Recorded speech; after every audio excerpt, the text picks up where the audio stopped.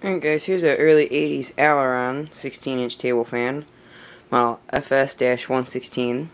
This is it right here in the base, along with everything else. It's funny, low is 3 and high is 1. It's unusual. It's a little badge. I don't know if you can tell by the shape of the badge or not, but this fan's made by Q-Sing.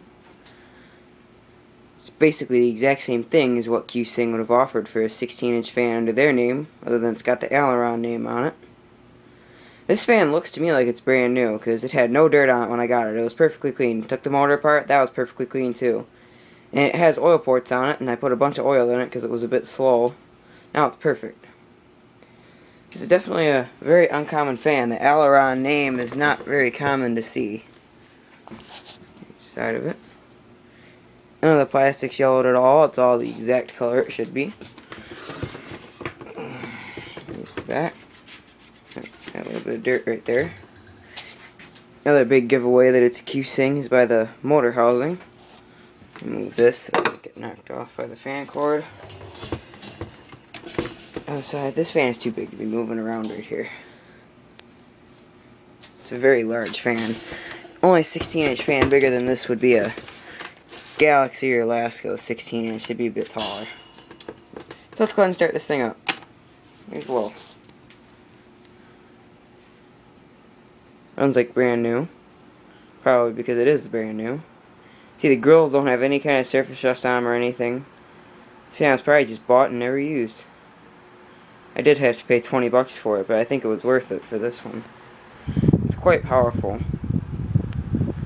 And I'm glad it wasn't used, because these Q-Sing fans, when you use them a lot, they all get bearing rattle after a while, and that's pretty irritating. Here's medium.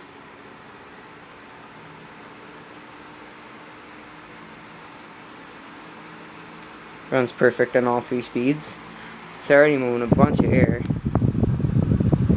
Definitely a very powerful fan.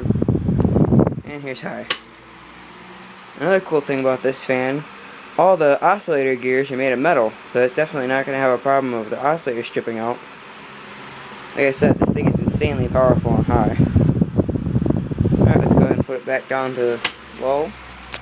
Put the oscillator on. It doesn't hit the cabinet, it oscillates pretty far. It didn't, okay. I did grease the oscillator because it was a bit jerky and kind of slowed the fan down when it went to the left side. Fix that problem right up. Medium. This thing's got a heavy blade set too. It's one of the heaviest blade sets I've seen that's like this. Of course, it's still not as heavy as a Alaska or Galaxy blade, being they're solid plastic. These ones are a little bit flexible. And finally, here's high.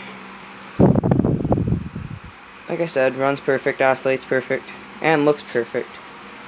Okay, what's better than that? And it's a rare fan too, which just makes things even better. Because of the metal oscillator gear, it's really hard to turn that oscillator off. Go ahead and shut it off. Really long coast down time because of the heavy blades. And all the oil I put in it. I probably put 12 drops of oil in each bearing or something like that. And it took every bit of it. The oil wasn't even staying up in the oil port at all. It just went straight down to the bearing. It needed oil so badly. But sure to turn out perfect. It had like a little fine sheet of dust on the blades. Just barely. Brushed straight off with a paintbrush. And then it didn't need anything else. That was all it needed other than oiling the motor and greasing the oscillator. But anyway, that's it for this video. So, as usual, thank you guys for watching. And I hope all you guys enjoyed.